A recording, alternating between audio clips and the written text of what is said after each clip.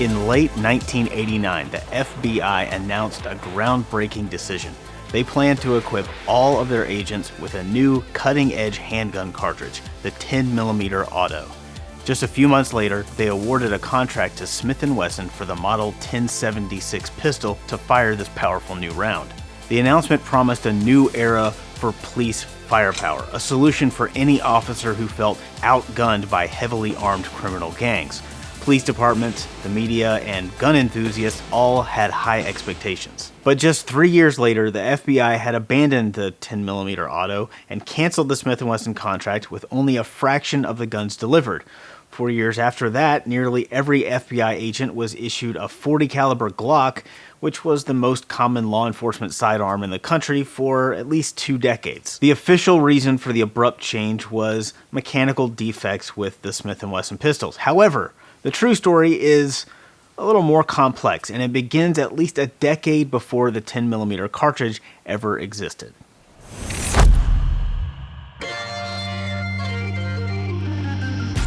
In 1972, Whit Collins, an editor for Guns & Ammo magazine, pointed out a significant gap in ammo development for semi-automatic pistols.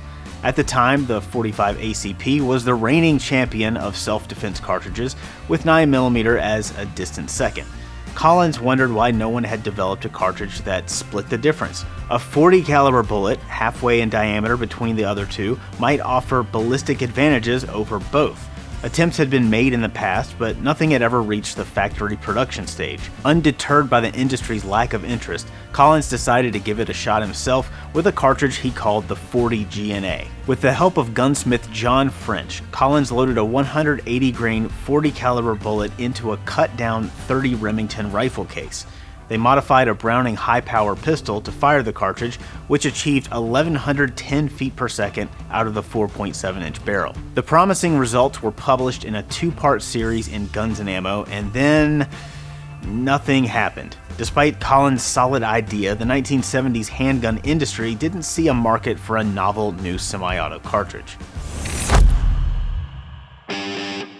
In 1980, a 51-year-old Austrian named Gaston Glock was running a side business out of his garage making knives and bayonets for the Austrian military. Through his military contacts, he heard that the Austrian army was looking for a new sidearm, and he asked if he could submit a design. Despite knowing almost nothing about firearms, Glock set out to learn and consulted with firearms experts about the ideal features for a military and police pistol. The following year, Glock filed a patent for his 17th ever invention, a polymer-framed 9mm pistol unlike anything else on the market.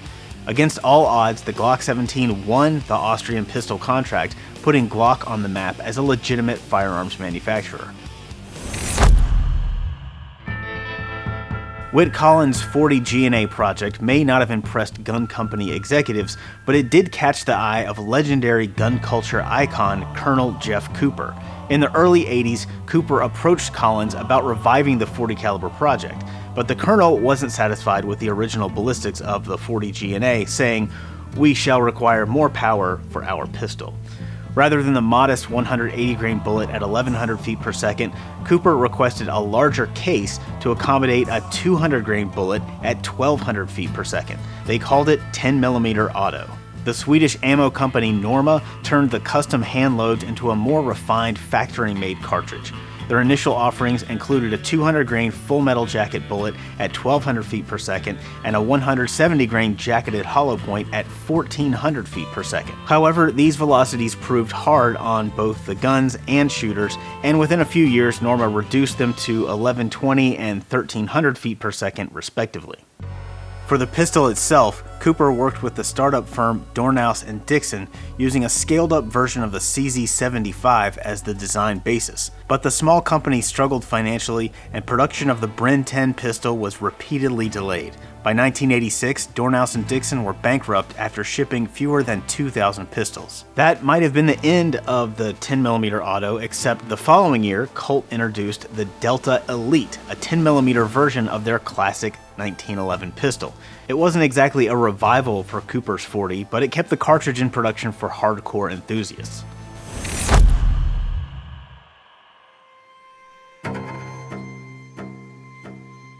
On April 11, 1986, the FBI faced one of its darkest days during the infamous Miami shootout.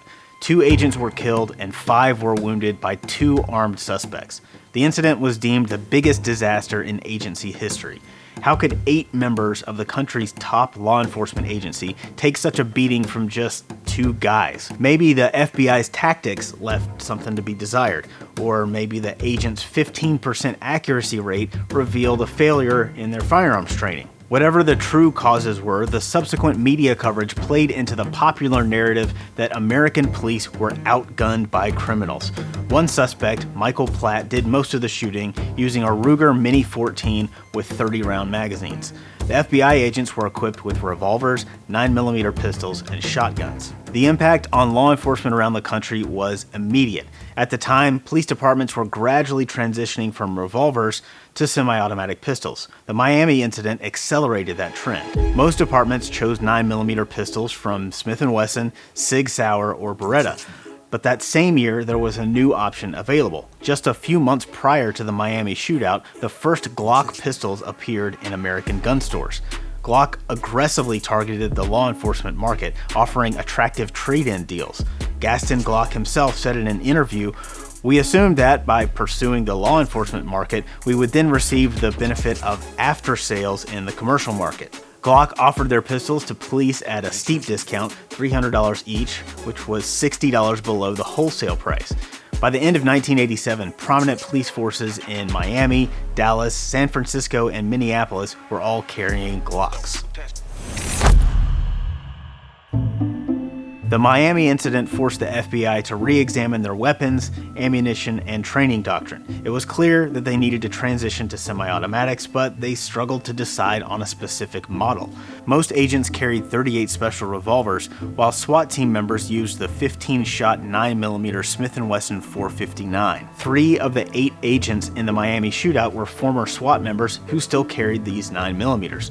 One of them, Jerry Dove, hit Michael Platt at the start of the gunfight. The bullet traveled through his arm and into the chest cavity, stopping an inch short of his heart. It was a serious wound, but not enough to stop him immediately.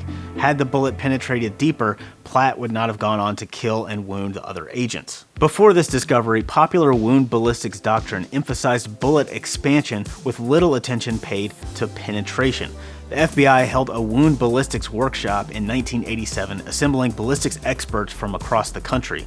They established new criteria for future ammo selection, including ballistics gelatin test protocols and a minimum penetration requirement of 10 to 12 inches. Whit Collins may have helped get the 10mm auto off the ground, but he still preferred his original idea of a shorter .40 caliber cartridge with moderate velocity. The 40 G&A project resumed, this time aided by the ready availability of 10mm auto brass, which was easier to modify than rifle cases. He discovered that with a simple barrel change, a shortened, reduced velocity 10mm auto would function in any popular 9mm pistol. Collins renamed this new iteration of his .40 cartridge Centimeter. Collins nearly convinced Pack-Mayer Gun Works to attempt commercial production of the Centimeter, but they ultimately decided the financial risk was too high. However, the manager of Pack-Mayer's custom shop, Paul Liebenberg, was still a big believer in the cartridge. So when he opened his own custom gunsmithing business, Liebenberg offered centimeter conversions for 1911 pistols. That is when the Wildcat cartridge got some traction with high-level IPSC competitive shooters. The Centimeter was ideal for IPSC because it offered less recoil and greater ammo capacity than .45 ACP. While 9mm also had these advantages, the rules imposed a scoring penalty on less powerful cartridges. Centimeter had enough power to be scored the same as .45s. One big-name competitor who saw its potential was Tom Campbell, a close friend of Liebenberg and an employee at Smith & Wesson. If Campbell could convince Smith & Wesson to pursue Centimeter, it might be the big break Collins had been looking for. Unfortunately, in the late 80s, Smith & Wesson was not in great shape as a company. The American gun market was having a rough time in general, but Smith & Wesson had fallen farther than most. Poor leadership and multiple ownership changes led to a major slip in quality control and resistance to new ideas. like a new competition-focused pistol cartridge. Smith had dominated the law enforcement pistol market for decades, but as cops transitioned to semi-autos, a lot of them were choosing European competitors over the old American favorite. At times, the company's management seemed completely oblivious to the direction the industry was headed. For example, the rising threat of Glock was not at all taken seriously. One former marketing executive summed up the general attitude with, "The gun's uglier than a sack full of holes. Who'd want it? It's plastic."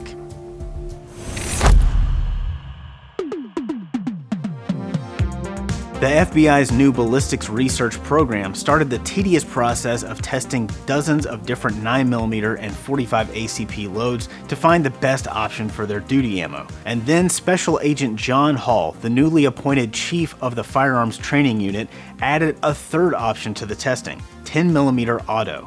In the heated debate between 9 and 45, he thought 10mm might offer a compromise everyone could live with. Right away, the ballistics lab observed that factory 10mm ammo was simply too powerful for a duty sidearm. Penetration far exceeded what was necessary, and recoil was excessive.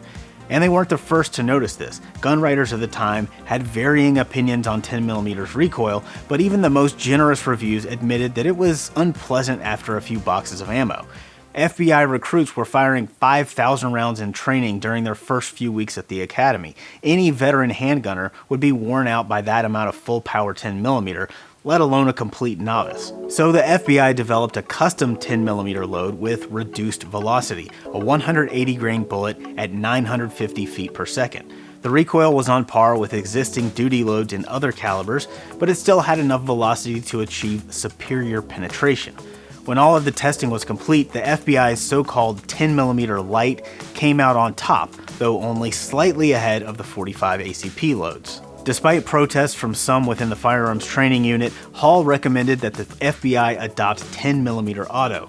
Publicly, Hall argued that 9mm and 45 ACP were old cartridges with no further development potential, while 10mm was new with lots of room to evolve. Privately, he admitted that even though he was personally a fan of 45 ACP, he couldn't go before Congress to request funding for a 45 just after the U.S. Armed Forces had switched from 45 to 9mm. In 1989, the FBI officially declared that 10mm would be their new cartridge, but what gun would they choose to fire it?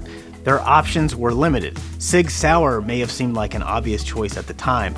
The Bureau had been issuing 9mm Sig P228s to new agents, and the P220 in 45 was also approved for agents who wanted to carry a personally owned weapon. Both guns were well liked.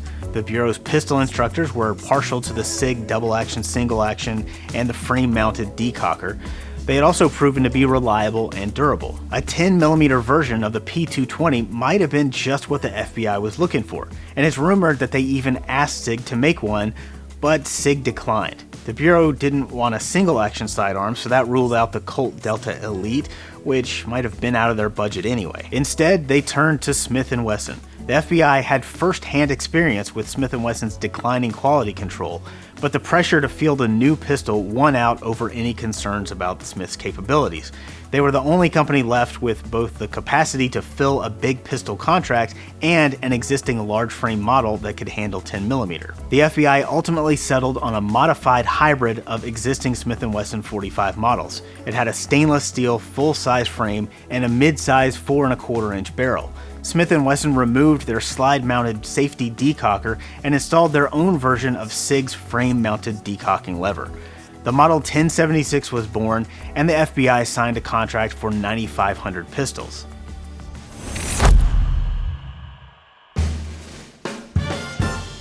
Behind the scenes, Smith & Wesson had a lot more going on than just the FBI contract. At the 1990 SHOT Show in Las Vegas, they unveiled the new 40 Smith & Wesson cartridge, but it was not marketed as a competition round like Team Centimeter had been hoping for. When rumors spread that the FBI was planning to adopt a downloaded version of the 10mm, Smith & Wesson's leadership saw an opportunity. A 180 grain bullet at 950 feet per second was a perfect fit for a shorter 40 cartridge like the Centimeter. They figured that when police departments found that they could get a cartridge with the same ballistics as the FBI's, but in a 9mm sized pistol, they'd line up to buy it. Smith & Wesson saw this as their chance to reclaim the dominant position in the law enforcement market. They worked in secret with Winchester to refine centimeter into a .40 caliber cartridge that was optimized for the Smith & Wesson 5900 series pistols. After a few short months, they had the cartridge ready just in time to display at SHOT Show alongside the new .40-06 pistol. Meanwhile, Glock was also making waves at SHOT Show. The FBI's adoption of 10mm was expected to increase demand for the cartridge, so Glock came up with their own large-frame 10mm pistol, the Glock 20. To mark the occasion, Gaston Glock himself made the trip from Austria for his very first appearance at the convention. At the time, Glock was known by name in the industry, but not many people actually knew what he looked like. So nobody noticed the unassuming Austrian who visited the Smith & Wesson display booth. And apparently he also avoided notice when he pocketed a handful of the sample .40 Smith & Wesson cartridges. Later, upon examining the rounds, Glock saw that the .40 could be fired from a Glock 17 with little more than a barrel change. His company started production almost immediately. The .40 caliber Glock 22 hit store shelves before Smith & Wesson could ramp up full production and ship their model .40-06. Glock beat Smith & Wesson to market with Smith's own cartridge. The .40-06 was only about a week behind, so it likely didn't have any major impact on Smith & Wesson's immediate sales figures, but it was a huge embarrassment and proof that they were going to pay for underestimating the Austrian upstart. The FBI also had good reason to be embarrassed. They were receiving their first shipments of brand new 10mm pistols, which were now obsolete with the debut of the .40 Smith & Wesson cartridge. To make matters worse, the guns had problems. Some of them worked fine, but others had severe mechanical defects and had to be returned. In several instances, agents had their 1076 slides get stuck in the closed position, which could only be opened by banging on them with a mallet. Field agents seemed to like the 1076 for the most part, but others complained about its size and weight. The gun that was supposed to be a compromise solution turned out to be a major source of controversy from the beginning. You know, it really doesn't seem like a bad pistol, it's just a bad duty pistol. The 3rd gen Smith & Wesson semi-autos are generally reliable and well engineered. The trigger is decent for a double action, single action. It's got a slim grip with 9-round single stack magazines. The FBI also requested 11 and 15 round extended mags. It is heavy. Loaded, it weighs 46 ounces, which is a bit more than a 1911. The balance is odd. It feels kind of awkward and front heavy at first, but you get used to that. It's not something I notice, at least, when I'm actually shooting it. The range ammo I used is a 180 grain full metal jacket that I measured at just under 1100 feet per second. That's lower velocity than the factory ammo that was common in the 80s, but a little hotter than the FBI's 10mm light. The recoil is comparable to a .45 1911. There's plenty of muzzle rise, but it's not uncomfortable to shoot. Just from running a couple of magazines through the 1076, I'd have a really hard time believing the old myth that FBI agents couldn't handle the recoil of this gun. The grip is long from front to back. It's got a long trigger reach. That would be tough to use for someone with smaller hands. Even I can't reach the slide release with my thumb without shifting my grip, and that is something I rarely have an issue with on other pistols. The grip is just way too big for a gun that has to fit 10,000 different agents with a wide variety of hand sizes. The decocker feels just kind of clunky compared to the rest of the pistol. It's possible that that was the root cause of at least some of the mechanical problems the FBI had. Smith & Wesson tried to fix the issues, but it was a slow process. The FBI kept finding new things to complain about.